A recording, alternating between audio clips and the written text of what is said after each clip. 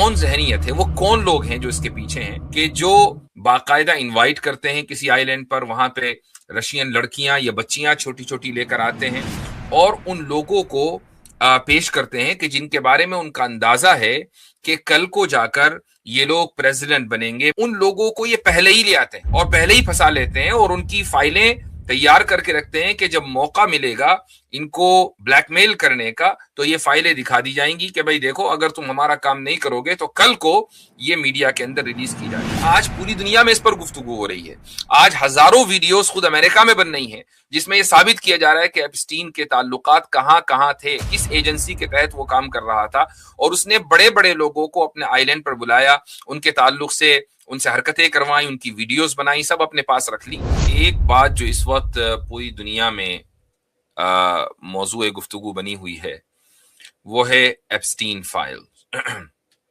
یہ ضروری نہیں ہے کہ دنیا میں جو موضوع رائج ہو اس کے اوپر ضروری گفتگو کی جائے, یہ کوئی ضروری نہیں ہے. لیکن اگر ہمارا موضوع مغربی تہذیب ہے, ویسٹرن سویلائزیشن ہے, تو یہ ان موضوعات کے اوپر گفتگو کرنا اس لیے ضروری ہو جاتا ہے کہ اس سویلائزیشن کے جو موورز اینڈ شیکرز ہیں وہ لوگ ہیں کہ جو اس وقت اسلاموفوبیا کو پروموٹ کرتے ہیں. اس وقت امریکہ میں ہی تقریباً $70 ملین سے زیادہ سوشل میڈیا پر جو انفلوئنسرز ہیں نان مسلمز, ان کے لیے ایلوکیٹ کیے گئے ہیں کہ وہ اسلام کے خلاف لوگوں کو بھڑکائیں اور نیریٹو جو تبدیل ہوا ہے گزشتہ 2 سالوں میں اس کو واپس اسلام کے خلاف لے کر آئیں.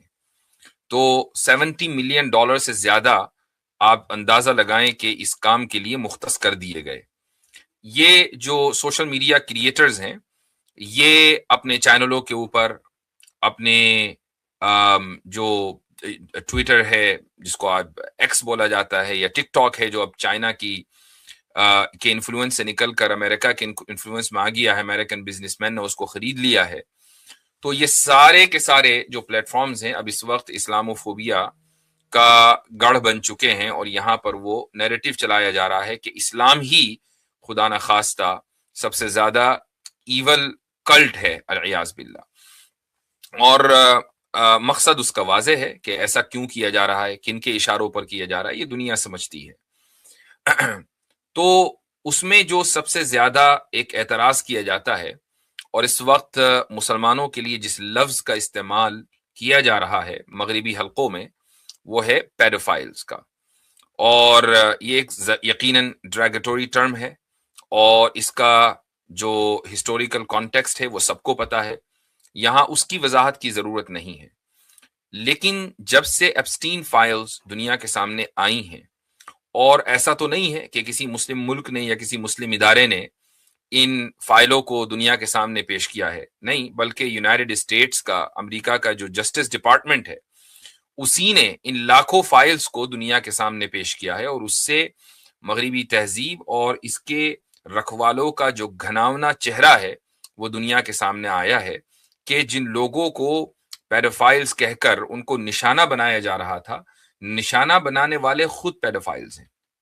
اور لیکن یہاں ایک بہت بڑی بات ذہن میں رکھنے کی ہے کہ وہ کون لوگ ہیں کہ جنہوں نے ان تمام انفلوئنسرز کو, جو پولیٹیکلی انفلوئنس رکھتے تھے, جو اپنے کلچر کے اعتبار سے انفلوئنس رکھتے تھے, یا بزنس میں انفلوئنس رکھتے تھے جیسے بل گیٹس ہے, ایلون مسک ہے, وغیرہ وغیرہ, تو ان سب کو کس نے اس ٹریپ میں پھنسایا, وہ کون ذہنیت ہے, وہ کون لوگ ہیں جو اس کے پیچھے ہیں کہ جو باقاعدہ انوائٹ کرتے ہیں کسی آئی لینڈ پر, وہاں پہ رشین لڑکیاں یا بچیاں چھوٹی چھوٹی لے کر آتے ہیں اور ان لوگوں کو پیش کرتے ہیں کہ جن کے بارے میں ان کا اندازہ ہے کہ کل کو جا کر یہ لوگ پریزیڈنٹ بنیں گے, پرائم منسٹرز بنیں گے, انفلوئنشل پرسنالٹیز بنیں گے, منسٹرز بنیں گے, یہ لوگ بڑے بڑے بزنس مین بنیں گے, ملٹی نیشنل کمپنیز چلائیں گے. ان لوگوں کو یہ پہلے ہی لے آتے ہیں اور پہلے ہی پھنسا لیتے ہیں اور ان کی فائلیں تیار کر کے رکھتے ہیں کہ جب موقع ملے گا ان کو بلیک میل کرنے کا تو یہ فائلیں دکھا دی جائیں گی کہ بھائی دیکھو اگر تم ہمارا کام نہیں کرو گے تو کل کو یہ میڈیا کے اندر ریلیز کی جا رہی ہے. تو یہاں مسئلہ اخلاقیات کا نہیں ہے. یہ جو معاشرہ ہے مغربی تہذیب کا معاشرہ، یہ اس دلدل میں، برائی کی دلدل میں اتنا گہرا دھسا ہوا ہے کہ وہاں سے نکلنا اس کے لیے مشکل ہے. یہاں جو اخلاقیات ہے وہ بہت آرٹیفیشل ہے.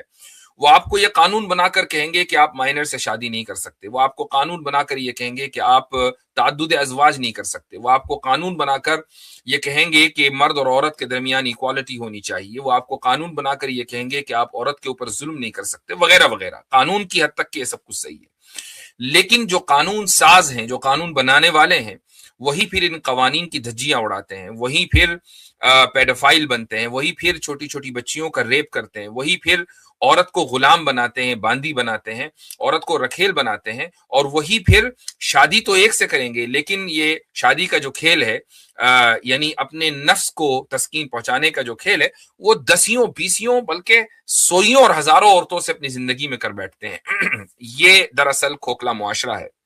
یہاں جو میں نے ابھی بات کہی کہ وہ کون لوگ ہیں کہ جو بڑے بڑے پولیٹیشین کو نچاتے ہیں، وہ کون لوگ ہیں جو بڑے بڑے بزنس مین کو نچاتے ہیں، یہ وہ صہیونی طاقتیں ہیں کہ جو ایک عرصے سے، آج سے نہیں بلکہ سوئیوں سالوں سے جو اسی کام کے اوپر معمور ہیں. یہ لوگ وہ ہیں کہ جیسے ہی یہ خطرہ محسوس کرتے ہیں فوراً ہی اپنے لبادہ بدلتے ہیں اور یہ پوری سوسائٹی کے خلاف یعنی سازش کرتے ہیں. میں اس موقع پر آپ کو ایک اپنی آنے والی کتاب کا ایک اقتباس پڑھ کر سنانا چاہوں گا. میری کتاب بائی دا وے میں نے اس کا ایڈورٹائز اتنا کر دیا ہے کہ لوگ 9 اپریل کا بالکل شدت سے انتظار کر رہے ہوں گے. تحافظ الملاحدہ نام سے یہ کتاب آ رہی ہے. تو اس کی 3 جلد میں لبرلزم کے موضوع کے اوپر گفتگو ہے. اس میں لبرلزم کی مختصر تاریخ جہاں میں نے لکھی ہے، تو اس میں ایک موومنٹ ہے، مرانو موومنٹ. اس کے بارے میں آپ میں سے بہت سے لوگ شاید اس موومنٹ کے بارے میں نہ جانتے ہوں، لیکن اس کتاب کا میں اقتباس آپ کے سامنے پڑھ کر سنانا چاہوں گا. مرانو کا نام شاید بہت سے لوگوں نے پہلی بار پڑھا ہو. قرون وسطی میں یعنی مڈل ایجز میں پورے یورپ میں عیسائیوں کی حکومت تھی، لیکن اسپین ہی واحد ایسا علاقہ تھا جو مسلمانوں کے زیر نگین تھا. یورپ کے مختلف علاقوں میں جہاں جہاں یہودی آباد تھے ان پر بہت ظلم کیا جاتا تھا. اس ظلم کی وجہ یہ تھی کہ کیتھولک عیسائی یہ مانتے تھے کہ ان یہودیوں نے ہی حضرت عیسیٰ علیہ السلام کو سولی پر چڑھایا ہے، اور چونکہ یہودی ان کے سولی پر چڑھائے جانے کو صحیح سمجھتے ہیں لہٰذا یہ بھی جرم میں برابر کے شریک ہیں. اس وجہ سے انہوں نے اسلامی حکومت میں آ کر، یعنی یہودیوں نے اسلامی حکومت میں آ کر رہنے کو ترجیح دی. یہی وجہ ہے کہ اسپین میں ایک بڑی اقلیت یہودیوں کی تھی جو عزت کے ساتھ وہاں رہتی تھی. وہ مسلمان جو اسپین میں آباد تھے ان کا تعلق المغرب الاقصی سے تھا. المغرب الاقصی کا ایک حصہ آج موراکو ہے. المغرب الاقصی کے تحت لیبیا، الجزائر، موریتانیہ وغیرہ ممالک آتے ہیں. جب اسرائیل کی ناجائز حکومت قائم ہوئی تو اس علاقے کے یہودیوں نے بھی بڑی تعداد میں اسرائیل ہجرت کی، یعنی یہ المغرب الاقصی سے ہجرت کر کے اسرائیل پہنچے. یہاں بہت بڑی تعداد میں یہودی آباد تھے اور آج بھی کسی حد تک پائے جاتے ہیں. یہ وہ یہودی تھے کہ جب اسپین میں مسلمانوں کی حکومت لٹی اور مسلمانوں نے وہاں سے ہجرت کی تو ان یہودیوں نے بھی وہاں سے ہجرت کی. البتہ وہ یہودی جو اسپین سے منتقل نہیں ہوئے ان پر ظلم و ستم کیا گیا، لہٰذا ان میں کچھ لوگ ایسے بھی تھے جنہوں نے بادل نخواستہ یا ظاہر داری کے طور پر عیسائیت کو قبول کر لیا. تلمودی شریعت پر چلنے والوں کی فطرت میں ہمیشہ سازش کا عنصر غالب رہا ہے، لہٰذا ان یہودیوں نے سازش کے طور پر ہی عیسائیت کو اختیار کیا. انہوں نے مذہبی تعلیم پر خوب توجہ دی اور اس راستے سے انہوں نے اپنی ایک حیثیت بنا لی، لیکن خفیہ طور پر وہ یہودی ہی رہے. ان لوگوں کی باقاعدہ خفیہ میٹنگیں ہوا کرتی تھیں. وہ اپنے مذہبی احکام پر عمل کرتے تھے، لیکن حقیقی طور پر یہودی اور ظاہری طور پر عیسائی ہونے کے باوجود وہ ترقی کرتے کرتے شاہی خاندانوں کے قریب ہو گئے. یہ اصل بات ہے. ان خاندانوں میں ان کی شادیاں ہو گئیں، پھر وہ چرچ کے نظام میں داخل ہو گئے اور بڑے بڑے عہدوں پر فائز ہو گئے. یہودیوں کی اس تحریک کو تاریخ میں مرانو موومنٹ کہا جاتا ہے. یہ تحریک 14ویں صدی عیسوی میں شروع ہوئی تھی. انسائکلوپیڈیا آف بریٹانیکا کی یہ عبارت ملاحظہ فرمائیں. अंग्रेजी की इबारत है, मैं उसका तर्जुमा आपको सुना रहा हूं। स्पेन की तारीख में मोरानो उस यहूदी को कहा जाता है जिसने जुल्म और सितम से बचने के लिए ईसाई मजहब इख्तियार किया, लेकिन खुफिया तौर पर उसने यहूदियत पर अमल जारी रखा। ये कौन कह रहा है? ब्रिटानिका। 14वीं सदी के आखिर में स्पेन के यहूदियों को मुतासिब ईसाइयों के गिरोह के हाथों खत्म हो जाने का खतरा था।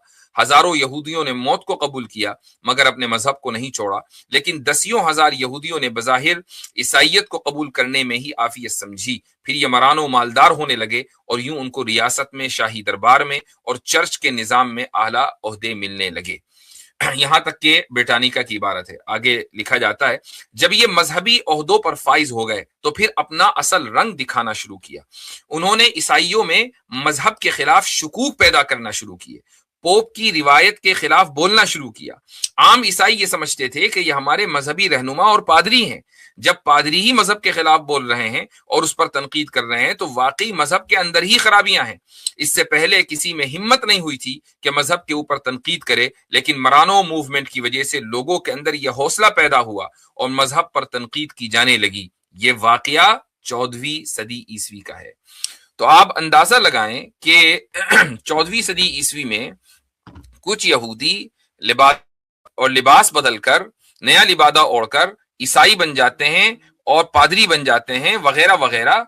और उसके बाद क्या होता है, ये चर्च के निजाम में दखल अंदाजी करते हैं। प्रोटेस्टेंटिज्म यहां से शुरू होती है, लिबरलिज्म यहां से शुरू होती है, ईसाइयों को मुर्तद बना दिया जाता है, उनको दीन से फेर दिया जाता है। ये सब का काम सारा का सारा खुफिया तौर पर होता है। क्यों? ताकि अंदर से ईसाइयत को खोखला कर दिया जाए। अब ईसाइयत खोखली हो जाए हमारी वजह से। लेकिन ये एक जहनियत इससे पता चलती है कि एक कम्युनिटी है खास सहयूनियों की, कि जिनका काम हमेशा उल्टा सीधा लिबास पहनकर उल्टी सीधी हरकतें करना है, जिनका काम हमेशा साजिशें करना है, जिनका काम सोसाइटी को अंदर से खोखला करना है। जो एप्स्टीन है ये किस मुल्क का एजेंट है, ये आज पूरी दुनिया में इस पर गुफ्तगू हो रही है। आज हजारों वीडियोस खुद अमेरिका में बन रही हैं जिसमें यह साबित किया जा रहा है कि एप्स्टीन के ताल्लुकात कहां कहां थे, किस एजेंसी के तहत वो काम कर रहा था। और उसने बड़े बड़े लोगों को अपने आइलैंड पर बुलाया, उनके ताल्लुक से उनसे हरकतें करवाई, उनकी वीडियोस बनाई, सब अपने पास रख ली। उसके बाद एप्स्टीन का भी कत्ल कर दिया गया जेल में। ये भी एक लंबी थ्योरी है। पॉइंट ये है कि इस पूरी सोसाइटी को एप्स्टीन ने अपना एक आदमी ने अपना महकूम बना लिया। पूरा जो जियोपॉलिटिक्स है पूरी दुनिया की, वो एक आदमी के इशारे के ऊपर नाचने लगी। वो आदमी कहां से कमांड्स ले रहा था, कहां से हुक्म ले रहा था, ये सबको पता है। तो एक खास जहनियत है जो कई सौ साल से इसी तरीके से काम करती चली आ रही है। एप्स्टीन फाइल ने जो कुछ आज तक इस सहयूनियों के ताल्लुक से लिखा गया, दरअसल उसके ऊपर मोहर सब्त की है कि हाँ ऐसा ही होता था। और ये वही लोग हैं कि जो दूसरे लोगों को खुफिया तौर पर अपने जाल में फंसाते थे ताकि अपनी मर्जी के काम करा सकें।